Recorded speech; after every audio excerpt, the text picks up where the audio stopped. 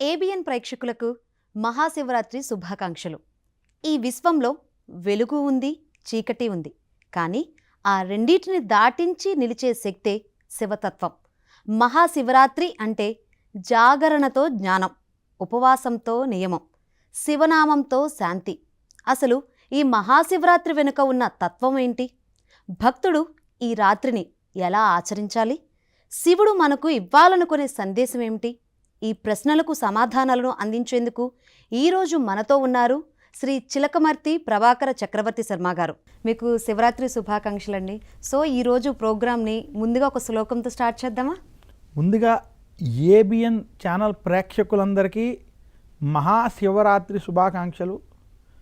ఓం చంద్రరేఖాలహత్పాలం గంగాంభో విలసజ్జటం పాదభూషా ఇతానంతం ఉమాకాంతోపాస్మహే. ప్రేక్షకులందరికీ మహాశివరాత్రి శుభాకాంక్షలు. ఏబిఎన్ ఆంధ్రజ్యోతి వారు సనాతన ధర్మాన్ని, ఆధ్యాత్మిక చింతనని ప్రేక్షకులలోకి తీసుకెళ్ళడం కోసం మహాశివరాత్రి వైభవాన్ని, శివరాత్రి రోజు ఎలాంటి విషయాలని ఆచరించాలనేటువంటి భక్తి తత్వాన్ని, జ్ఞానతత్వంతో కూడుకున్నటువంటి ఇటువంటి కార్యక్రమాన్ని ప్రేక్షకులు అందించేటువంటి ప్రయత్నానికి నా హృదయపూర్వక ధన్యవాదాలు వారికి తెలియజేస్తూ, ఇటువంటి కార్యక్రమంలో శివతత్వాన్ని గురించి తెలిసేటువంటి భాగ్యాన్ని కలిగించినటువంటి ఈశ్వరుని ప్రార్థిస్తూ ఆయన యొక్క అనుగ్రహం ప్రేక్షకులకి, మాకు, యాజమాన్యానికి ఉండాలని కోరుకుంటూ కార్యక్రమానికి స్వాగతం చెప్తున్నాను. నమస్కారం. శివరాత్రి అంటే ఏంటండి? శివతత్వం, అదేవిధంగా శివరాత్రి యొక్క వైభవం గురించి మాట్లాడుకుందామా ఇప్పుడు? చాలా చక్కటి ప్రశ్న అండి ఇది. మనం ప్రతి ఒక్కరూ భక్తి తత్వంతో ఉంటాం. అయితే మోక్షకారణ సామగ్ర్యాం భక్తిరేవ గరీయసి అని అంటే, ప్రతి మానవుడు తన జీవితాన్ని మోక్షము పొందడం కోసం తన జీవితాన్ని ఆ రకంగా అడుగులు వేయాలని మన యొక్క సనాతన ధర్మం, ముఖ్యంగా శంకరాచార్యులైనటువంటి వారు అందరూ కూడా అనేక తత్వాల ద్వారా అందించారు. అసలు మోక్షము అనేటువంటిది ఎలా కలుగుతుంది అంటే, భక్తి అనేటువంటి మార్గములో నడుస్తూ భక్తి ద్వారా జ్ఞాన మార్గమును, జ్ఞానం అనేటువంటి మార్గముతో, ఇక్కడ జ్ఞానము అంటే మన సనాతన ధర్మంలో ఇచ్చినటువంటి మోక్షాన్ని పొందడానికి కావలసినటువంటి జ్ఞానము, అంతే తప్ప ఏది పడితే అది జ్ఞానము కాదు. మోక్షానికి ఏది అవసరమో ఆ జ్ఞానాన్ని పొందడం, భక్తి ద్వారా జ్ఞాన మార్గమును, జ్ఞానము ద్వారా సాధన మార్గమును, సాధన ద్వారా మోక్ష మార్గమును పొందడం ఏదైతే ఉన్నదో ఆ యొక్క మార్గాన్ని నిర్దేశించేటువంటిది రాత్రి సమయం. అందుకనే ప్రతి పూజా పండగ పగలున్న రాత్రి పరంగా చేసుకునేటువంటి మోక్షానికి ఆ శరీరం ఉపయోగపడాలంటే ఏం చెయ్యాలని స్పష్టంగా చెప్పేటువంటిది ఏదైనా ఉందంటే అది మహాశివరాత్రి. చాలామంది శివరాత్రి అంటే ఒకటే అనుకుంటారు. అందుకనే మనకి 5 రకాల శివరాత్రులు ఉన్నాయి, పంచశివరాత్రులు ఉన్నాయి. ఒకటి, ఏ వ్యక్తి అయినా నిత్యము శివారాధన చేస్తే అది నిత్య శివరాత్రి. లేదా ఏ వ్యక్తి అయినా రాత్రి సమయంలో నిత్యము మోక్షానికి సాధన చేస్తే అది నిత్య శివరాత్రి. రెండోది, ఏ వ్యక్తి అయినా పక్షములు అంటే మాసములో 2 పక్షాలు ఉంటాయి, శుక్లపక్షం, కృష్ణపక్షం. ఆ 2 పక్షాల్లో చతుర్దశి రోజు గనక శివారాధన చేస్తే అది పక్ష శివరాత్రి. ఇంకా ప్రతి మాసంలో మనకి కృష్ణపక్ష చతుర్దశి వస్తుంది, దాన్ని మాస శివరాత్రిగా కూడా చెప్తారు. అలా కృష్ణపక్ష చతుర్దశి రోజు శివారాధన చేస్తే దాన్ని మాస శివరాత్రిగా. ఇంకా సంవత్సరంలో మనకు వచ్చేటువంటి మాఘమాస కృష్ణపక్ష చతుర్దశి ఏదైతే ఉందో ఇది మహాశివరాత్రి. కనీసం సంవత్సరంలో ఈ ఒక్కరోజు కనుక శివారాధన చేస్తూ ధ్యానం వంటివి చేసుకుంటూ మోక్షం కోసం ప్రయత్నం చేస్తే దాన్ని మహాశివరాత్రిగా చెప్పడం జరిగింది. ఇంకొకటి 5వది ఉంది, యోగ శివరాత్రి. యోగులకి మాత్రమే, ఎవరైతే నిత్యము యోగములో ధ్యానములో సాధనలో ఉంటారో వారికి కలిగే దర్శనం ఏదైతే ఉన్నదో దాన్ని యోగ శివరాత్రి అని.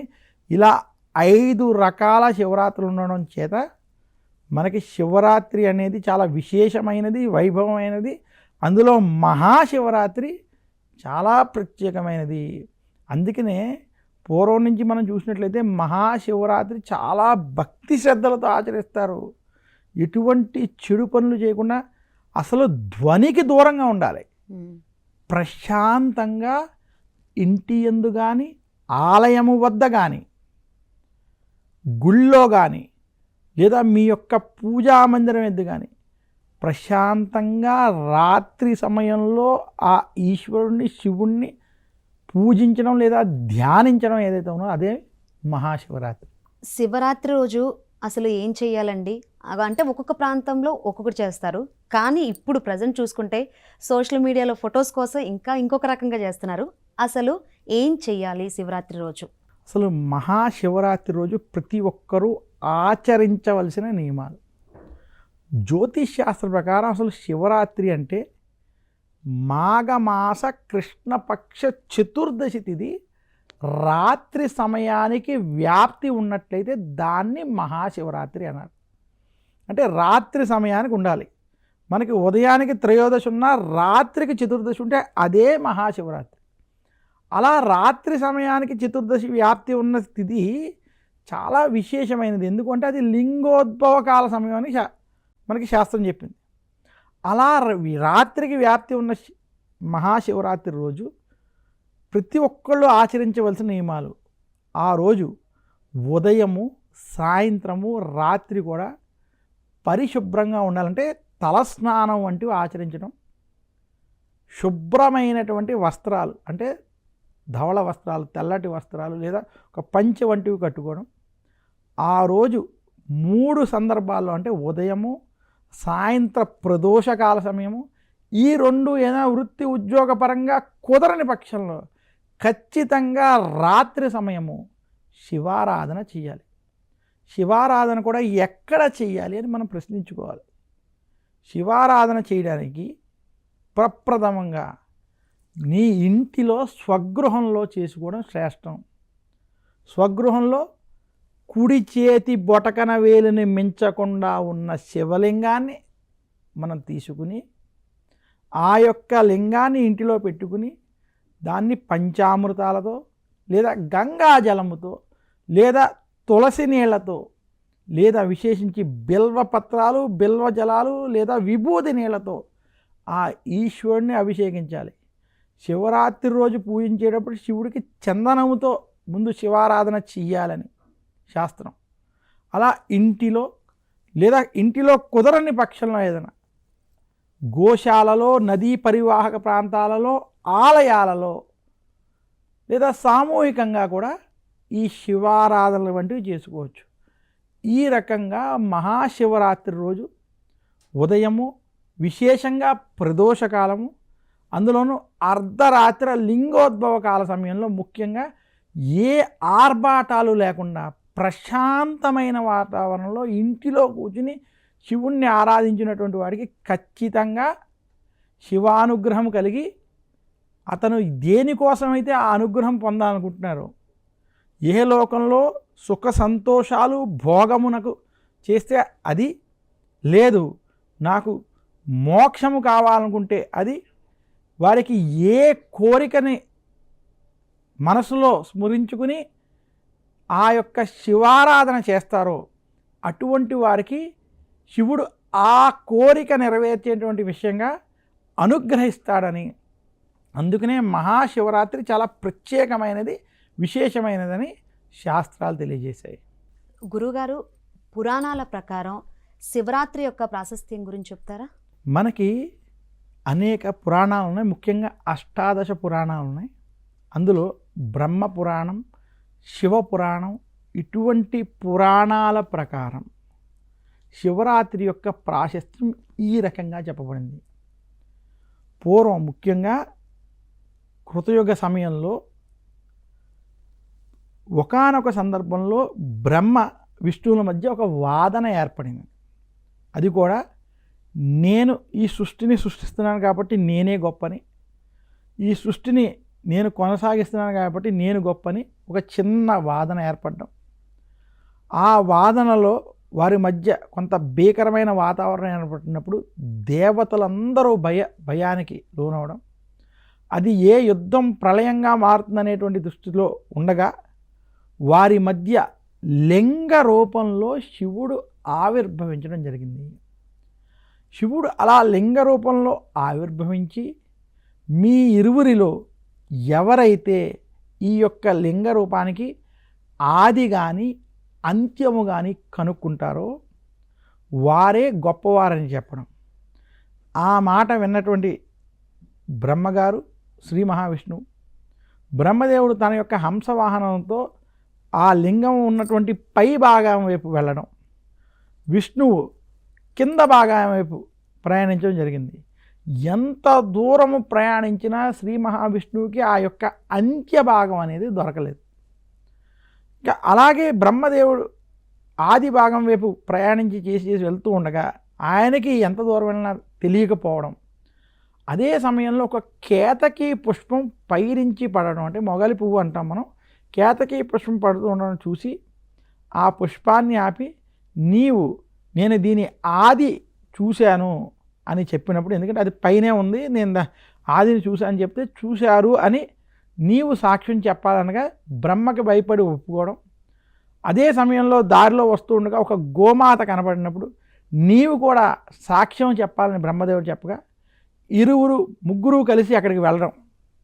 అప్పుడు బ్రహ్మ నేను ఈ లింగానికి యొక్క ఆది భాగాన్ని చూశానని అబద్ధం చెప్పడం, దానికి సాక్ష్యంగా ఈ కేతకీ పుష్పం గోమాత ఉన్నారని చెప్పడం, కేతకీ పుష్పం చూశారు అని అబద్ధం చెప్పడం, గోమాత ముఖముతో అబద్ధం చెప్పి పృష్ఠభాగంతో నిజం చెప్పడం చేత శివుడికి విషయం తెలిసి బ్రహ్మదేవుణ్ణి, కేతకీ పుష్పాన్ని, ఆ యొక్క గోమాతని శపించడం, ఈ రోజు నుంచి ఈ పుష్పం ఎటువంటి పూజకి పనికిరాదు అని.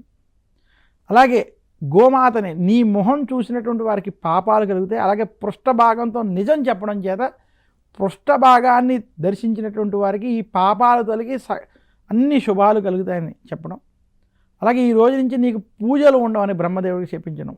ఇప్పుడు బ్రహ్మదేవుడు శివుణ్ణి కూడా ఈ రోజు నుంచి నిన్ను ఎవరు పూజించినా లింగ రూపంలోనే పూజిస్తారని చెప్పడం ఈ యొక్క కథ చెప్తారు. అయితే ఈ కథలో ఉన్నటువంటి కొన్ని ముఖ్యమైన అంశాలు మనం గమనించినట్లయితే, మనం చాలామంది పువ్వులతో పూజ చేస్తాం. భగవంతుడికి పువ్వులతో పూజ చేయడం అంటే మన మనసులో ఉన్న ఏ కోరికైనా భగవంతుడికి పువ్వుల ద్వారా తెలిసేటువంటి అవకాశం ఉందని కూడా ఈ కథలో మనం గమనించాలి. అలాగే గోమాత యొక్క పృష్ఠభాగం అంటే గోమాత యొక్క సరైనటువంటి గ్రాసముతో సరైనటువంటి విధంగా ఇంటిలో పెంచి ఉన్నటువంటి గోమాత యొక్క పృష్ఠభాగంలోంచి వచ్చేటువంటి ఏదైనా, అంటే పృష్ఠభాగం కింద ఉన్నటువంటి దాంట్లో వచ్చే పాల దగ్గర నుంచి పృష్ఠభాగంలో వచ్చేటువంటి వాటితోటి అది ఔషధం. అలాగే ఆ పృష్ఠభాగం నుంచి వచ్చేటువంటి దాంతో నేటి ఆధునిక సమాజంలో ఆయిల్, గ్యాస్ వంటివి కూడా తయారు చేసుకోవడం, ఇవన్నీ కూడా ఈ యొక్క ప్రాధాన్యత మన యొక్క ఋషులు మునులు మనకు తెలియజేశారు. అయితే ఈ రకంగా శాపాలు జరిగిన తర్వాత ఈ కథ ద్వారా మనం తెలుసుకోవాల్సింది ఏంటంటే, ఏ రోజైతే శివుడు లింగ రూపాన్ని దాల్చారు, ఆ లింగ రూపంలో శివుడు ఆవిర్భవించిన రోజే మాఘమాస కృష్ణపక్ష చతుర్దశి రోజు, అదే మహాశివరాత్రి రోజు. అటువంటి లింగ రూపాన్ని దాల్చినటువంటి ఈశ్వరుని ఈరోజు శివలింగ రూపంలో ఎవరైతే పూజిస్తారో, అభిషేకం వంటివి చేస్తారో, బిల్వపత్రాలు సమర్పిస్తారో అటువంటి వారికి శివానుగ్రహం కలుగుతుందని ఈ యొక్క పురాణాలు, ఈ యొక్క లింగోద్భవ పురాణ కథ మనకి స్పష్టంగా తెలియజేస్తుంది. ఇంతటి విశేషం ఉన్నది కాబట్టే ఈ శివరాత్రి మహాశివరాత్రిగా లింగోద్భవ కాలం జరిగినటువంటి కాలముగా చెప్పబడింది. ఇప్పుడు లింగోద్భవం గురించి చెప్పారు గురువుగారు. ఇప్పుడు పురాణాల ప్రకారము శివరాత్రి చేసి ఎవరైనా సత్ఫలితాలు పొందిన సందర్భాలు ఏమైనా ఉన్నాయా గురువుగారు? చాలా మంచి ప్రశ్న అండి ఇది. మనకి పురాణాల ప్రకారం లింగోద్భవ కాలం అనేది ఎలా జరిగింది, శివరాత్రి ఎలా ఏర్పడిందో మనం తెలుసుకున్నాం. అయితే మహాశివరాత్రి వైభవాన్ని తెలిపేటువంటి కథ ఒకటి మనకు ఉంది. పూర్వం గుణాధీశుడు అనేటువంటి ఒక వ్యక్తి ఉండేటువంటి వాడు. అతనికి ఎన్నో దొంగతనాలు చేయడం, దొంగగా బతుకుతూ దొంగతనాలు చేస్తూ ఉండేవాడు. ఒకసారి ఒక రాజ్యంలో రాజు వద్ద పెద్ద నగలను వంటివి దొంగిలించి పారిపోతూ ఉండగా ఆ రాజ్యంలో భటులందరూ అతన్ని వెంబడిస్తూ ఉన్న రోజు మహాశివరాత్రి రోజు అవడం జరిగింది.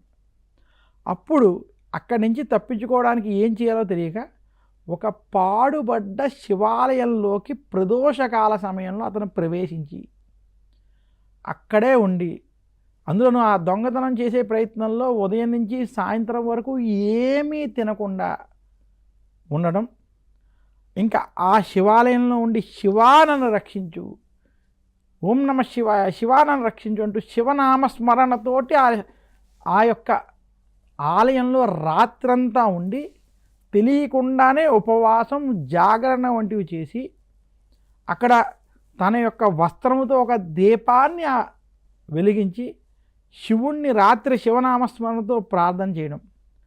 తెల్లవారుజాము అయిన తర్వాత ఆ యొక్క రాజభటులు ఈ ఆలయంలో ఉన్నాడని తెలుసుకుని అతన్ని బయటికి తీసుకొచ్చి శివరాత్రి అయిన సూర్యోదయ సమయ కాలంలో అతన్ని సంహరించడం జరిగింది.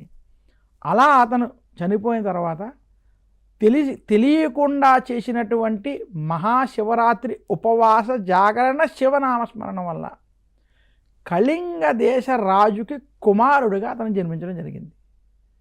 అలా కళింగ దేశ రాజుకి కుమారుడుగా జన్మించిన తర్వాత కొంతకాలానికి తన పూర్వ వృత్తాంతాన్ని జ్యోతిష్యుల ద్వారా తెలుసుకున్నటువంటి అతను తన రాజ్యం మొత్తం తను ఉన్నంత వరకు కూడా శివాలయాల్లో ధూపదీప నైవేద్యాలు చేస్తూ ప్రత్యేకంగా మహాశివరాత్రి రోజు తన రాజ్యం మొత్తం శివాలయాల్లో అభిషేకాలు, ధూపదీప నైవేద్యాలు చేయించడం జరిగింది.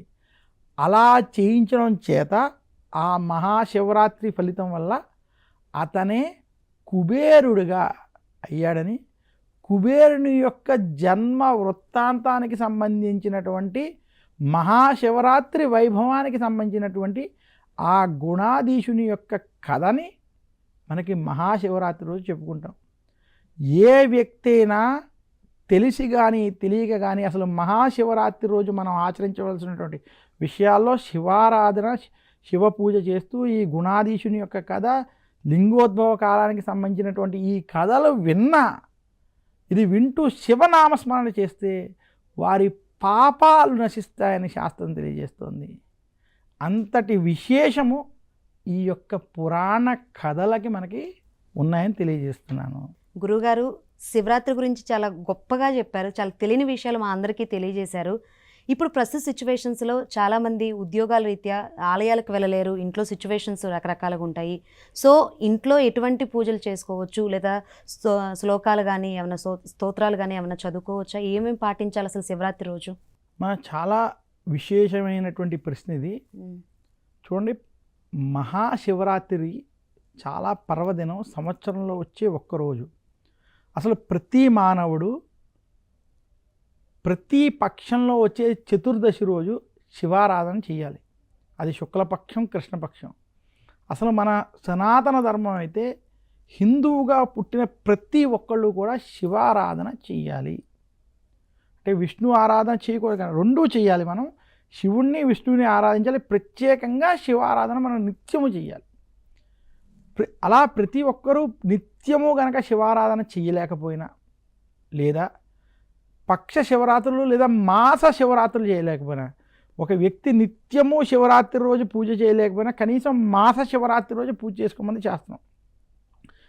ఏ పక్షాన్నైనా అవి కూడా కుదరని పక్షంలో ఒక్క మహాశివరాత్రి రోజు కనుక శివారాధన చేస్తే ఆ సంవత్సరం మొత్తానికి సంబంధించినటువంటి ఫలితం ఇచ్చేస్తారని శివుడు భోళాశంకరుడు కనుక ఆయన్ని పూజించినటువంటి వారికి ముందు త్వరగా అనుగ్రహిస్తాడని శాస్త్రం. శ్రీ మహావిష్ణువు పరీక్షించి అనుగ్రహిస్తాడని, శివుడు మాత్రం అనుగ్రహించి తర్వాత పరీక్షిస్తాడని మన యొక్క పురాణాలు పెద్దలు తెలియజేస్తూ ఉంటారు. అటువంటి శివరాత్రి రోజు శివుణ్ణి పూజించినటువంటి వారికి, ఆరాధించినటువంటి వారికి విశేషమైనటువంటి ఫలితాలు ఉంటాయి. ఈరోజు శివుణ్ణి బిల్వ దళాలతో పూజించమని శాస్త్రం. చందనముతో, విశేషంగా భస్మముతో, విభూతితో, అలాగే పంచామృతాలతో ఈశ్వరుని అభిషేకం చేయాలి. ఈరోజు రుద్రాభిషేకం చేసుకోవడం చాలా విశేషం. ఏకరుద్రం కనీసం చేసుకోవడం మరీ మంచిది. ఇంకా శివాలయాల్లో అభిషేకం చేసుకోవడం కావచ్చు, ఇంటిలోగా చేసుకోవడం కావచ్చు, ఇటువంటివి ఆచరించినటువంటి వారికి సకల శుభాలు కలుగుతాయి. శివరాత్రి రోజు ముఖ్యంగా ఇది రాత్రి సమయంలో అర్ధరాత్రి 12ంటికి లింగోద్భవ కాలంలో ఈశ్వరుణ్ణి ఇంటిలో ఎవరైతే అభిషేకించుకుంటారో లేదా ఈశ్వరుణ్ణి ధ్యానించుకుంటారో అటువంటి వారికి ఖచ్చితంగా శివానుగ్రహం కలుగుతుంది. శివరాత్రి రోజు అర్ధరాత్రి 12 గంటల సమయం చాలా ముఖ్యమైనది. ఇంకా శివరాత్రి రోజు విశేషంగా శివాష్టకం, శివ పంచాక్షరి వంటి స్తోత్రాలను చదువుకోవాలి. అలాగే ఓం హర హర హర నమ సోమాయ చ రుద్రాయ చ నమ తామ్రాయ చ రుణాయ చ నమ శంఘాయ చ పశుపతయే చ నమ ఉగ్రాయ చ భీమాయ చ నమో అగ్రే వధాయ చ దూరే వధాయ చ నమో హంత్రే శహనీయశేష నమ వృక్షేభ్యో హరికేశేభ్యో నమస్తారాయ నమ శంభవే చ మయోభవే చ నమ శంకరాయ చ మయస్కరాయ చ నమ శివాయ చ శివతరాయ చ నమ స్థీత్యాయ చ అనేటువంటి నమక చమక రుద్రాలను చదువుకోవడం, వినడం చాలా విశేషం. ఆ యొక్క వేద మంత్రాలతో శివుణ్ణి అభిషేకించినటువంటి వారికి, కనీసం జలముతో అభిషేకం చేసినటువంటి వారికి, బిల్వ పత్రాలతో పూజించినటువంటి వారికి పాపములు నశించి శుభాలు కలుగుతాయని శాస్త్రం. ఈ రకంగా మహాశివరాత్రిని ఆచరించిన ప్రేక్షకులకి లేదా ఆచరించినటువంటి వ్యక్తికి ఖచ్చితంగా శివుని యొక్క అనుగ్రహం చేత పుణ్యం లభిస్తుంది. ఇక జ్యోతిషాస్త్ర ప్రకారం శివరాత్రి రోజు శివారాధన చేసినటువంటి వారికి సకల గ్రహ దోషాలు తొలగుతాయి.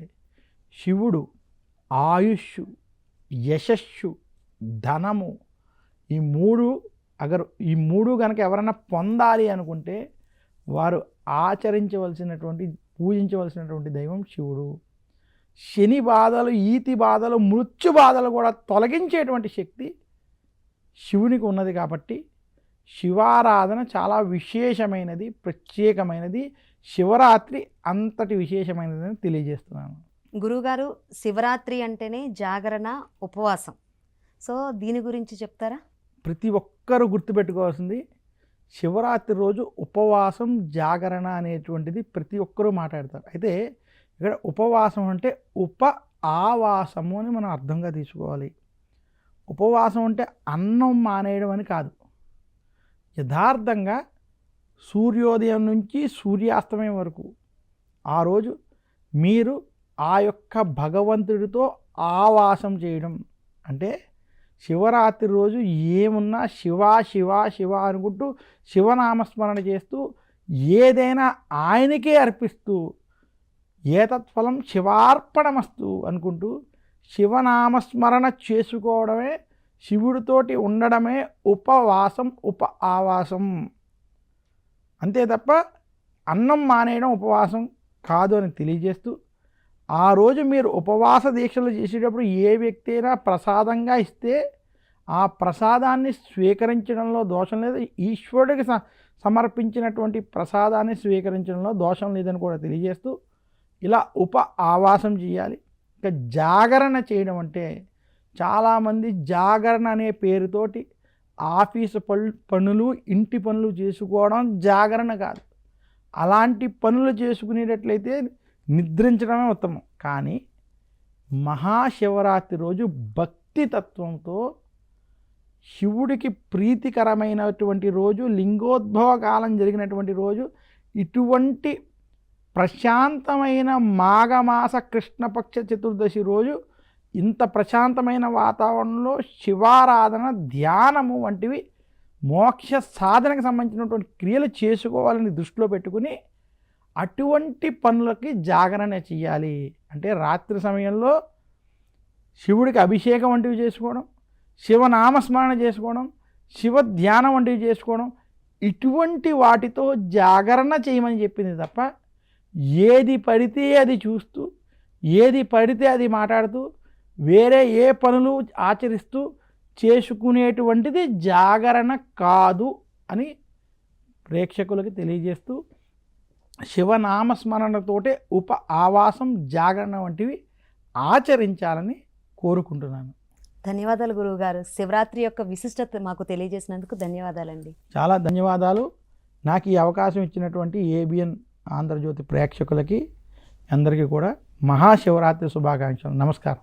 మహాశివరాత్రి అంటే కేవలం పూజ కాదు, కేవలం ఉపవాసం కాదు, మనలోని అహంకారాన్ని విడిచిపెట్టే రాత్రి, మనసును శివుడి వైపు తిప్పే రాత్రి, నిశ్శబ్దంలోనూ నాదాన్ని వినిపించే రాత్రి. ఈ మహాశివరాత్రి మన జీవితంలో వెలుగును నింపాలని, మన మనసులో శాంతిని నాటాలని శివుణ్ణి కోరుకుందాం. ఓం నమః శివాయ.